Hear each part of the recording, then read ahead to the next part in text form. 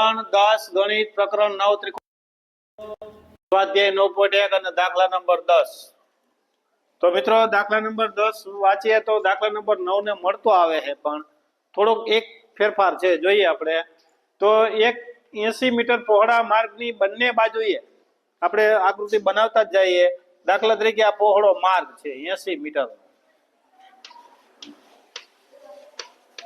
આ રસ્તો છે ટૂંકમાં. એટલે કે પૂછેના બંને માર્ગની બંને બાજુએ, એટલે કે એક આ બાજુ અને એક આ બાજુ, બે સ્તંભ શિરોલંબ સ્થિતિમાં છે, સમાન ઊંચાઈના. પ્રશ્ન આ છે શિરોલંબ એટલે એક જ જગ્યામાં સ્થિર એમ.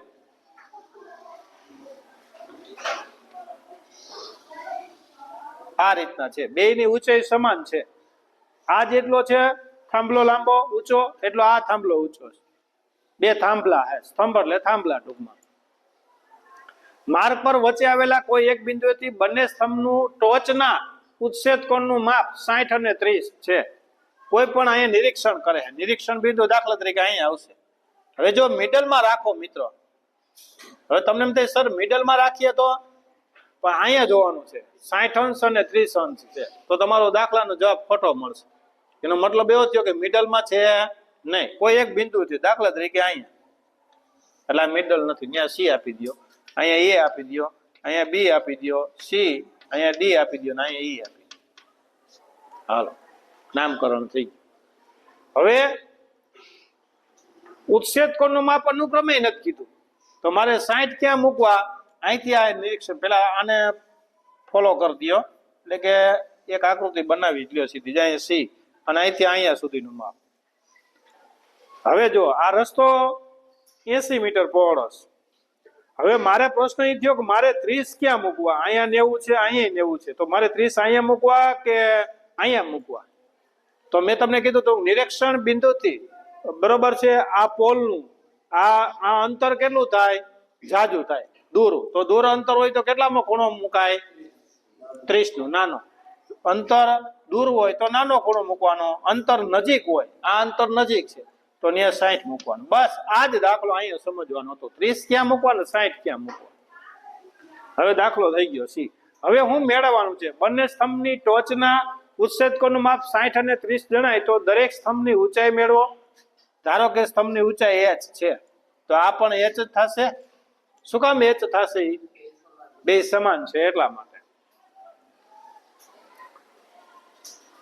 વધારાનું બંને સ્તંભનું નિરીક્ષણ બિંદુથી અંતર, એટલે નિરીક્ષણ બિંદુ આ છે, અહીંથી અહીંયા સુધીનું અંતર અને અહીંથી અહીંયા સુધીનું અંતર, એ પણ આપણે મેળવવાનું. તો પેલું લખો એ બી અને ઈડી સ્તંભ છે. ધારો કે એ બી બરાબર સીડી બરાબર એચ. ધારો કે એ બી બરાબર સીડી બરાબર એચ. બીડી શું છે? બીડી પહોળો માર્ગ છે. બીડી પહોળો માર્ગ છે.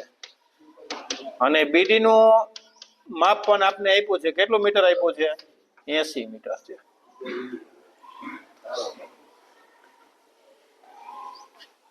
હા, અહીંયા ધારો કે, પછી આપણે ધારી લેશું.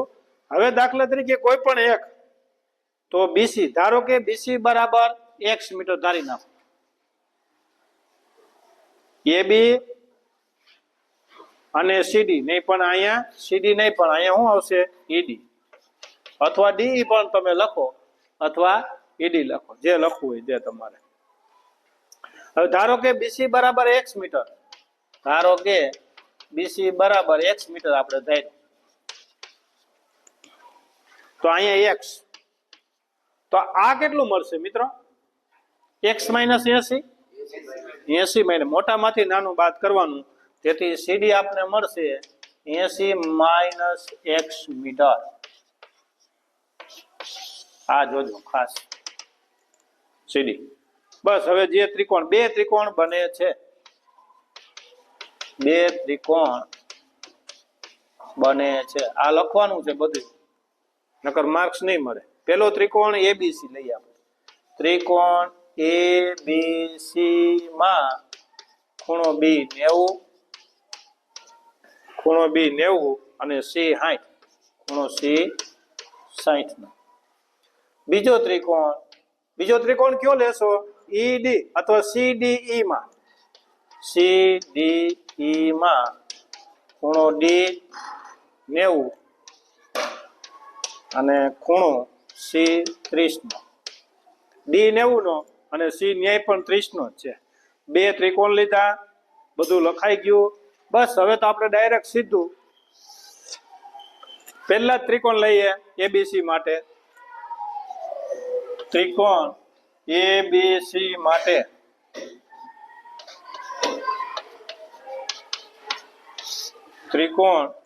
એબીસી માટે હાલો tan થીટા બરાબર સામેની બાજુ છેદમાં પાસેની બાજુ. હાલો થીટા જગ્યાએ બેટા અહીંયા તો 60, તો tan 60 બરાબર સામેની બાજુ, થીટાની સામેની બાજુ એબી અને પાસેની બાજુ બીસી. પાસેની બાજુ એટલે એટલી જો બીસી. 60 ની કિંમત √3. એબી ખબર h આપણે જે ધાર્યું, બીસી x ધાર્યું, તેથી h બરાબર √3x. h બરાબર √3x સીધું કરી નાખ્યું. આ પરિણામ નંબર 1 આપી દીધું. પરિણામ નંબર 1. ચાલો બીજું જોઈએ. કયા ત્રિકોણ માટે જોઈએ આપણે? ત્રિકોણ સીડીઈ માટે. તો એના માટે આપણે જોઈએ તો tan થીટા બરાબર સામેની બાજુ એટલે ઈડી અથવા ડીઈ, જે તમારે લખવું હોય. પાસેની બાજુ એટલે સીડી. પાસેની બાજુ એટલે સીડી. ચલો થીટાની જગ્યાએ કેટલા મૂકવું? 30. ઈડી એટલે h. સીડી જો અહીં સીડી આપણે હતું 80 - x. √30 ની કિંમત tan 30 ની કિંમત 1/√3 અને બરાબર h એમનો. h ની જગ્યાએ તમે મૂકી શકો √3x. હવે h ની જગ્યાએ તમે √3x મૂકી શકો. અને અહીં 80 - x પરો ચોકડી ગુણાકાર, તો અહીંયા એમ જ આવશે. અને અહીંયા √3 એટલે શું થઈ જશે? √3 × √3 × x એટલે કે 80 - x બરાબર 3x. આ x ને ડાબી બાજુ લઈ જાઓ, જમણી બાજુ લઈ જાઓ, તો s બરાબર 3x + x. તેથી 80 બરાબર 4x. તેથી 80/4 બરાબર x. તેથી x બરાબર 20 ચોક 80, 80 મીટર, 20 મીટર થશે. હાલો 20 મીટર શું આવ્યું? તો કે સી થી બી સુધીનું અંતર, એટલે કે પહેલા સ્તંભ સુધીનું, નિરીક્ષણ બિંદુથી પહેલા થાંભલા સુધીનું અંતર 20 મીટર છે. કેટલા મીટર છે? 20 મીટર છે. તો બીજું પણ આપને ખબર પડી જાય કે સી થી પ્રથમ પોલ સુધીનું અંતર, પ્રથમ થાંભલા સુધીનું અંતર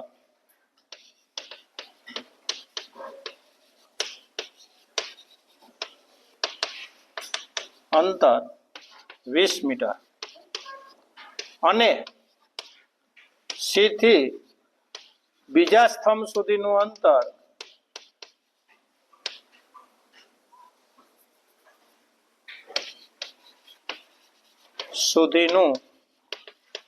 અંતર 80 - 20 એટલે કે 60 મીટર છે.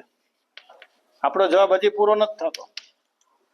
અહીંયા નિરીક્ષણ બિંદુથી બે સ્તંભ સુધીનું કહી દીધું. હજી એક મેળવવાનું છે, સ્તંભની ઊંચાઈ મેળવવાની છે. તો જે આપને મળ્યું, દાખલા તરીકે x આપને 20 મીટર મળ્યું, પરિણામ નંબર 1 માં મૂકી દો. તો પરિણામ 1 માં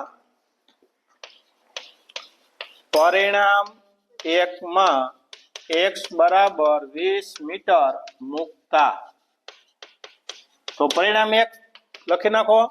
શું મળ્યું હતું? h બરાબર √3x. તેથી h બરાબર √3 અને ગુણ્યા 20, તો h બરાબર 20 √3. √3 ની કિંમત આપણે કઈ મૂકવાનું નથી કીધું, તો આપણે લખવાનું, નીચે લખી નાખવાનું બંને સ્તંભની ઊંચાઈ 20 √3 મળશે.